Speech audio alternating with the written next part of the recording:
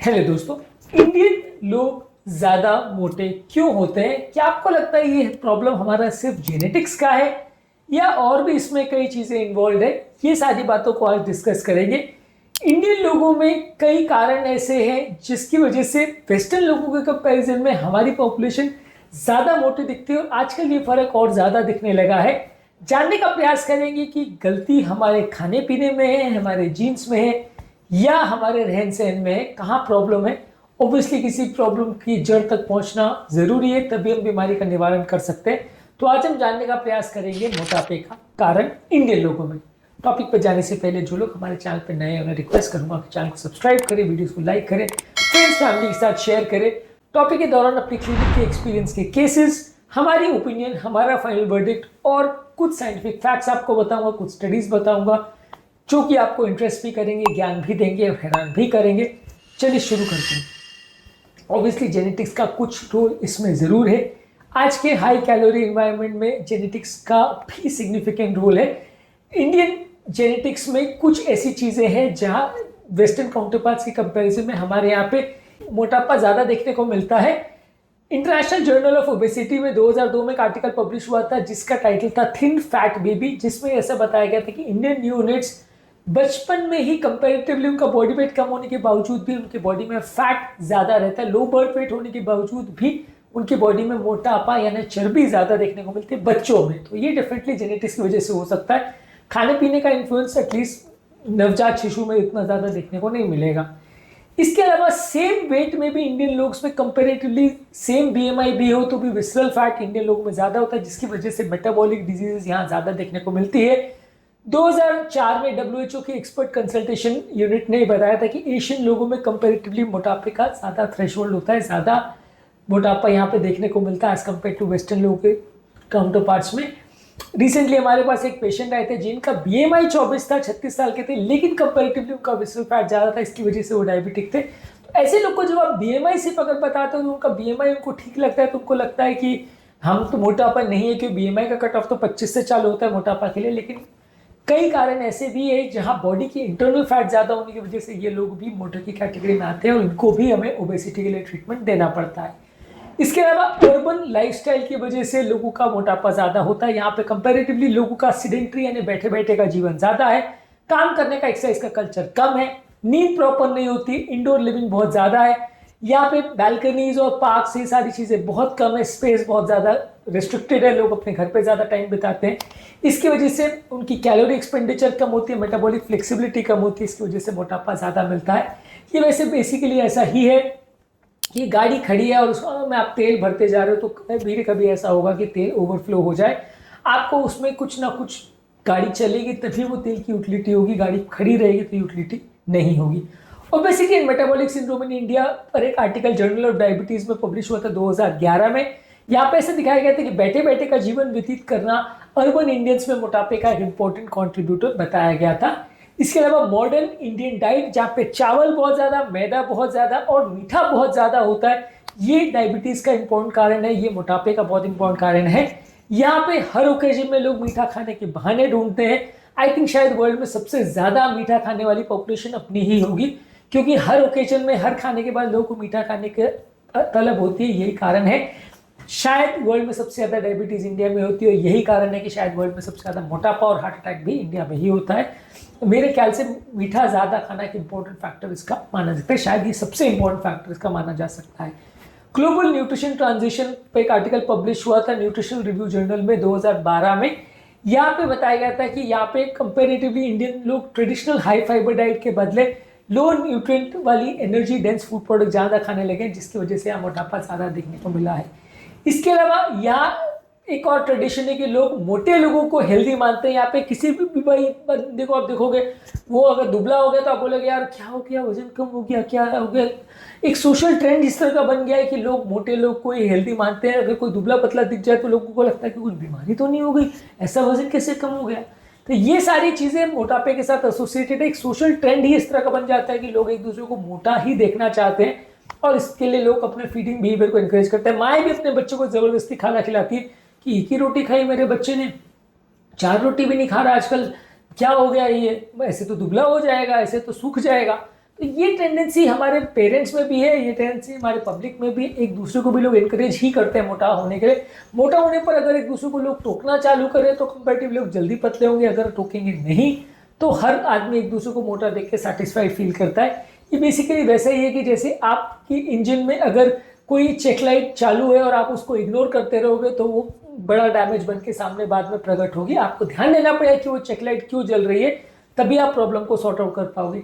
Recently हमारे पास एक पेशेंट आए थे जिनको डायबिटीज़ का प्रॉब्लम था, वेस्ट लाइट बहुत ज़्यादा थी, किसी ने उनको बताया ही नहीं था आज तक कि मोटापा और डायबिटीज़ का इतना इंपॉर्टेंट रिलेशन है। वेट लॉस करने के लिए उन्होंने आज तक प्रयास ही नहीं किया, तो हमको लगता था कि यार मैं रिच हूँ, बिजनेसमैन हूँ, क्या फ़र्क पड़ता, मोटापा है तो चलेगा, ये तो मेरे रईस होने का साइन है कि मेरे पास पैसा है इसलिए तो मैं मोटा हूँ। तो लोग ऐसी ऐसी बेवकूफ़ियाँ करते हैं तो ऑब्वियसली मोटे तो होंगे। इसके अलावा लो बर्थ वेट और चाइल्डहुड अंडर न्यूट्रिशन भी एक इंपॉर्टेंट रीज़न है। इंडिया में अंडर न्यूट्रिशन होना या इम्प्रॉपर न्यूट्रिशन आना, जो मिले खाए ये वाला एटीट्यूड कंपेरेटिवली ज़्यादा देखने को मिलता है।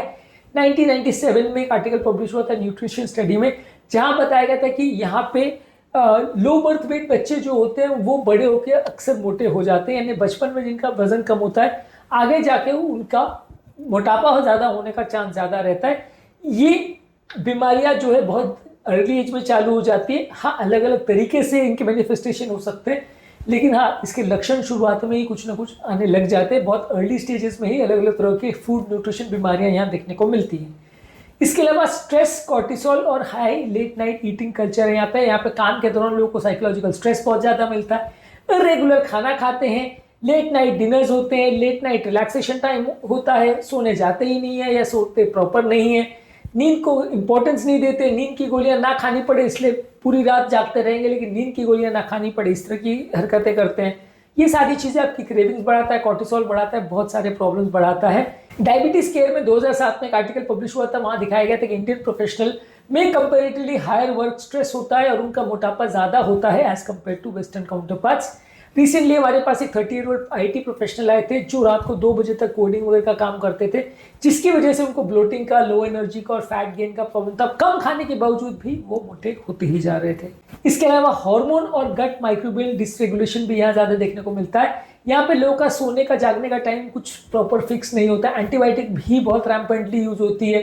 फाइबर इंटेक पर भी लोगों को ज़्यादा अच्छा फोकस नहीं रहता। यही कारण है कि नेचर जर्नल में 2006 में आर्टिकल पब्लिश हुआ था जिसमें बताया था कि गट माइक्रोबियल फ्लोरा अगर कॉम्प्रोमाइज होता है तो इससे मोटापा होने का चांस बढ़ जाता है। तो ये सारी चीज़ों पर भी इंडियन लोगों का कभी फोकस नहीं होता है।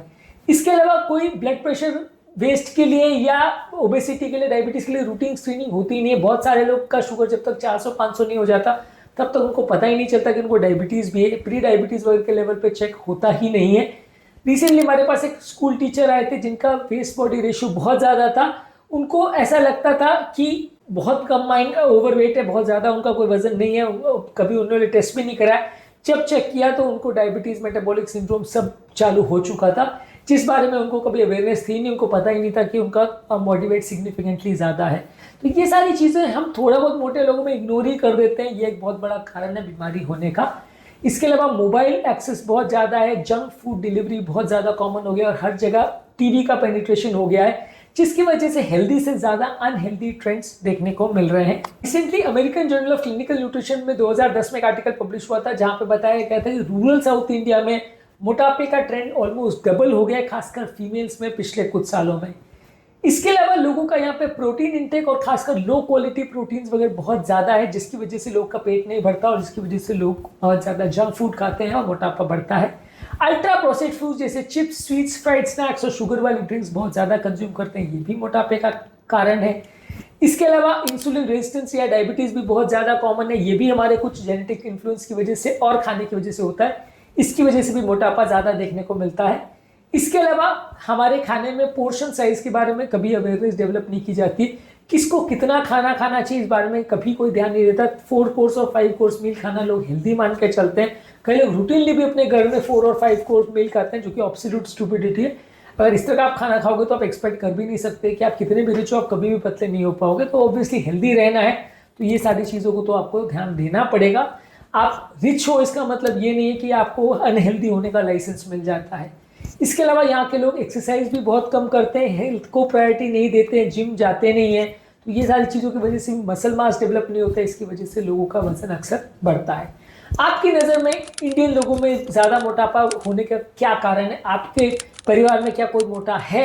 क्या आपको लगता है कि उसका मोटापा होना कोई जेनेटिक फैक्टर की वजह से या कोई और कारण की वजह से? कमेंट सेक्शन में लिखकर हमें ज़रूर बताएं। बॉटम लाइन ये है कि बहुत सारे इश्यूज हैं, बहुत सारी प्रॉब्लम्स है। यहाँ के लोगों का डाइट, यहाँ के लोगों का लाइफस्टाइल, यहाँ के लोगों का genetic predisposition, cultural influences, overall exercise नहीं करने का tendency, lack of public education, ये सारी चीज़ें रिस्पॉन्सिबल है इंडियन लोगों में ओबेसिटी का। ये सारे फैक्टर्स पर जब हम वर्क करेंगे तब हम प्रॉपर रिजल्ट्स पाएंगे और तभी ओवरऑल मोटापे को कम कर पाएंगे। इस मामले में लोगों को ट्रेडिशनल फूड ज़्यादा खाना चाहिए, कुकिंग ऑयल्स पर ध्यान देना चाहिए, रेगुलर एक्सरसाइज करना चाहिए, शुगर और मैदे वाली चीज़ों को बंद रखना चाहिए, नींद का प्रॉपर ध्यान रखना चाहिए, सेलिब्रेशंस और फेस्टिवल्स के दौरान ओवर ईटिंग नहीं करनी चाहिए, फ्रूट सीजन में ओवर ईटिंग नहीं करनी चाहिए। ये सारे ही चीज़ें ध्यान देने से मोटापे पर कंट्रोल करने में मदद मिलेगी।